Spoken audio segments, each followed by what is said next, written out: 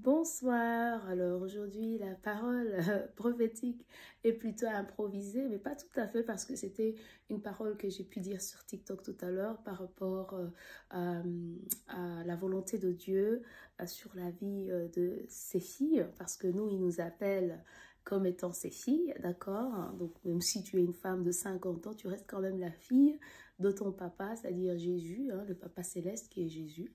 Et alors, donc cette parole rejoint la plupart des paroles prophétiques que j'ai déjà entendues en fait sur les mariages qui vont se dérouler en 2024 et je ne voulais pas la laisser passer comme ça. Alors moi ce que j'ai abordé surtout c'était la posture qu'il faut avoir donc pour recevoir cette bénédiction là, c'est que j'ai identifié, enfin en parlant comme ça, j'ai identifié qu'il y avait un esprit de rébellion. En tout cas l'Esprit Saint m'a permis de toucher à ça, l'esprit de rébellion qui est dans beaucoup de femmes qui veulent, bah, vous voyez, rébellion par rapport à différentes choses, à pas se soumettre à l'homme, et aussi l'esprit de peur qui est également là, l'esprit de peur, oui, la peur justement d'être, de tomber sur un mauvais homme, etc., etc. Quel est l'autre esprit que j'avais identifié?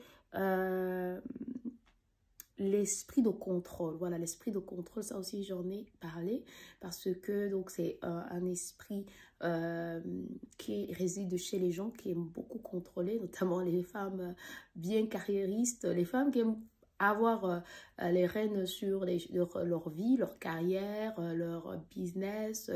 Ce sont des femmes souvent ambitieuses, hein, mais cet esprit de contrôle ne doit pas venir justement empiéter sur le mariage, ok? Donc il faut se libérer de ces esprits-là.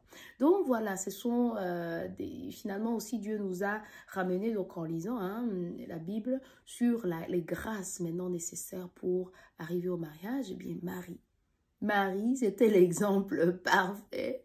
Ah, c'est dur d'être comme Marie, mais en même temps, c'est pas si difficile. Il faut juste être une fille digne, tout simplement, chacun dans son couloir. Une fille digne, j'ai abordé le fait bah, voilà, d'aller au club, tout ça là, c'est pas les endroits propices franchement pour rencontrer la bonne personne. Voilà, des attitudes comme boire l'alcool, tout ça là, ça paraît beau, mignon, mais ça joue contre les filles en fait, ça joue contre les femmes. Quoi d'autre? La manière vestimentaire, la manière de s'habiller, ça joue aussi contre les femmes. Et aussi le manque de prière, ça aussi, donc la présence de Dieu dans votre vie, enfin, vos habitudes, tout ça.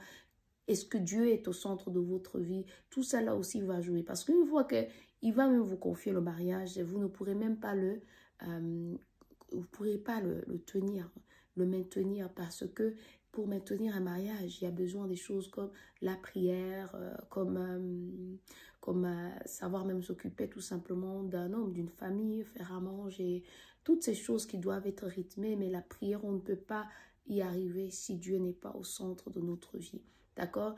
Donc, je pense que tout le monde, toutes les filles sont prêtes pour le mariage à peu près, mais si on enlevait seulement les esprits qui sont là, les esprits ces esprits-là, là, on est sûr de réussir carrément le mariage. Donc, faites attention, essayez d'identifier chez vous quel est cet esprit qui domine.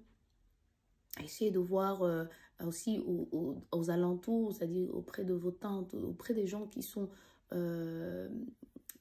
près de vous génétiquement, pour voir, même chez votre maman, n'hésitez pas à regarder quel est cet esprit, qu'est-ce que vous voyez comme caractère qui fait que par exemple son mariage ne marche pas. Et ça, le but n'est pas d'essayer de ne pas reproduire, mais identifier cela uniquement. Identifier cela et alors prier pour demander toutes les grâces pour que voilà, ça se passe bien et alors ça va bien se passer. D'accord? Pour vous, ça va bien se passer parce que Jésus est venu libérer ces filles des chaînes qui les maintenaient et qui les empêchaient d'arriver à leur mariage ou de maintenir leur mariage. D'accord? Donc on va lire donc justement ce petit passage de la Bible, tout simplement où Marie est mentionnée et le mariage également. Donc c'est Jean 1, Jean chapitre 2, verset chapitre verset 1 à 2. Voilà. Or, le 3e jour, il y eut un festin de mariage à Cana de Galilée, et la mère de Jésus était là. Jésus et ses disciples furent, eux aussi, invités au festin de mariage. Qu'est-ce que ça nous dit? Moi, je comprends que Jésus va assister à votre mariage. C'est incroyable. Jésus va assister à votre mariage. Jésus veut votre mariage, mais il va assister à votre mariage. C'est ça qui est incroyable. Il est là spirituellement. Il est vraiment là. Et il y avait une fille prophétesse qui a dit carrément que elle avait vu dans une vision Jésus qui tenait par la main les mariés, qui les amenait jusque, carrément comme le papa fait, jusqu'à l'autel. D'accord, jusqu'à l'homme en fait. Donc, c'est pour dire que littéralement, cette parole, comme par hasard, c'est celle-là que j'ai choisie.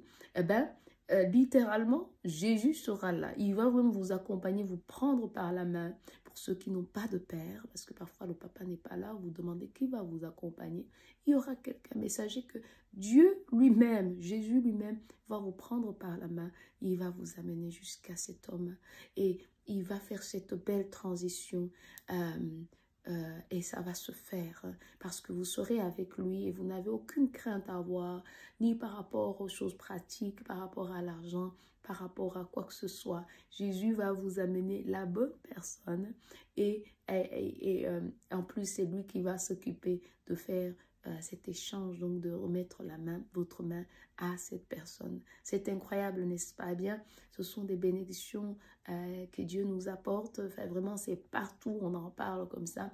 Mais moi, je vous dis que j'ai aussi ressenti dans l'esprit que je devais parler de ces esprits qui attaquent les femmes. Ils sont en train d'attaquer les femmes, même les relations entre femmes, et qui fragilisent donc la femme.